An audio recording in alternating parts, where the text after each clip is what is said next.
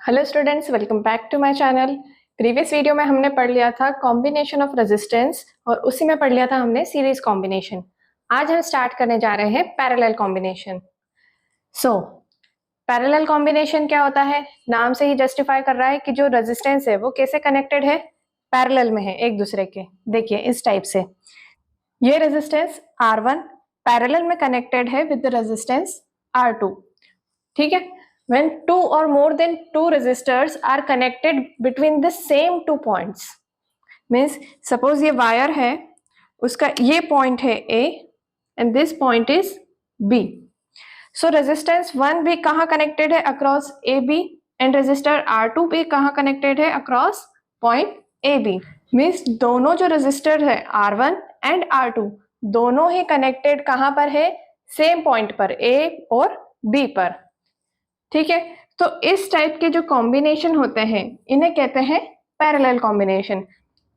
And in parallel combination जो total resistance होता है दैट इज आर इक्विवेलेंट, वो होता है reciprocal of R equivalent and reciprocal of the sum of individual resistors. Means कि ये जो रेजिस्टर R1 और R2 है इनका पहले क्या किया? रेसिप्रोकल किया, और रेसिप्रोकल करने के बाद दोनों को ऐड कर दिया। अब यहाँ पर 2 ना होकर 3 होते तो हम क्या करते? 1/R1 plus 1/R2 plus 1/R3। जैसे जैसे नंबर ऑफ रेजिस्टर्स इंक्रीज होते जाएंगे यहाँ पर हम एडिशन को भी इंक्रीज करते जाएंगे। ठीक है, तो ये जो फॉर्मूला है ये यूज होगा कहाँ पर? इन पैरेलल कॉम्बिनेशन। इस फॉर्मूले को भी प्रूव कर सकते हैं।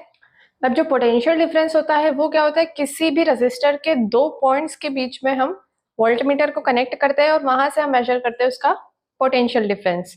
अब यहाँ पर देखेंगे कि ये जो R1 है ये इसके जो दोनों एंड्स है वो कनेक्टेड है पॉइंट A और पॉइंट B पर, और R2 के भी जो 2 एंड पॉइंट्स है वो कनेक्टेड है पॉइंट A और पॉइंट B पर। मीन्स दोनों के ही जो एंड पॉइंट्स है वो साथ में कनेक्टेड है। तो साथ में कनेक्टेड है तो इनसे जो पोटेंशियल डिफरेंस हम मेजर करेंगे वो भी कैसा आएगा? सेम आएगा, एक ही वैल्यू प्रोवाइड करेगा। इसीलिए हम कहते हैं कि जो करंट होता है इन पैरेलल कॉम्बिनेशन वो डिफरेंट होता है, बट जो पोटेंशियल डिफरेंस होता है वो सेम होता है। अब ये जो फॉर्मूला है for R equivalent for parallel combination वो होता है 1/R1 प्लस 1/R2। इस फॉर्मूले को भी हम प्रूफ कर सकते हैं। So from Ohm's law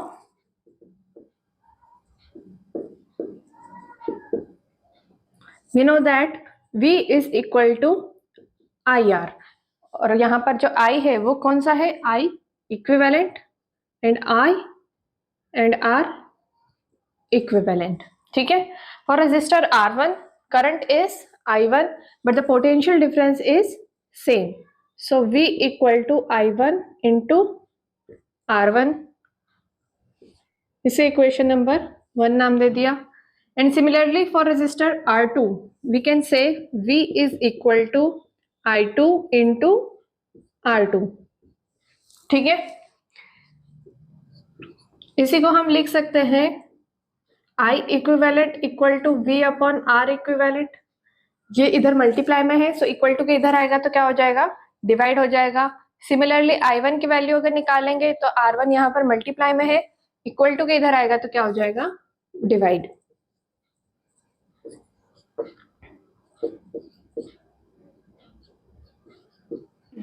Similarly for I2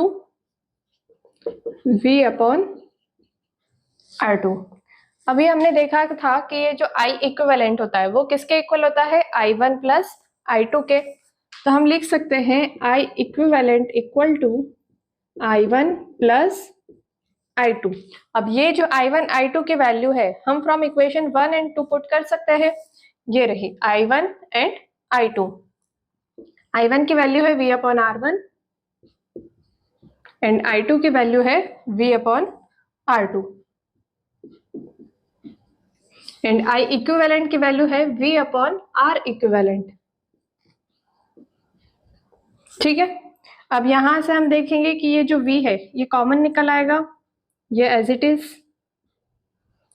V common निकाल लिया तो अंदर बचा 1/R1 प्लस 1/R2।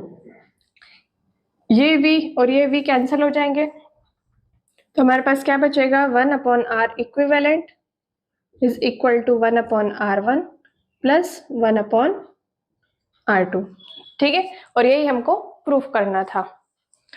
अब अगर यहाँ पर 3 रेजिस्टर कनेक्टेड होते इन पैरेलल तो क्या होता, तो इस 1/R1 प्लस 1/R2 के साथ हम क्या करते हैं, 1/R3 ऐड कर देते हैं। ठीक है, जैसे जैसे नंबर ऑफ रेजिस्टर पैरेलल में इंक्रीज होते जाएंगे वैसे वैसे यहाँ पर रेसिप्रोकल का सम जो रेजिस्टर्स का है वो भी क्या होगा, इंक्रीज होते जाएगा। तो ये टॉपिक यहीं पर एंड होता है। अगले वीडियो में हम इन पर based which is series and parallel combination पर बेस्ड कुछ न्यूमेरिकल्स देखेंगे। अगर आपको ये वीडियो अच्छी लगी हो तो प्लीज सब्सक्राइब करें।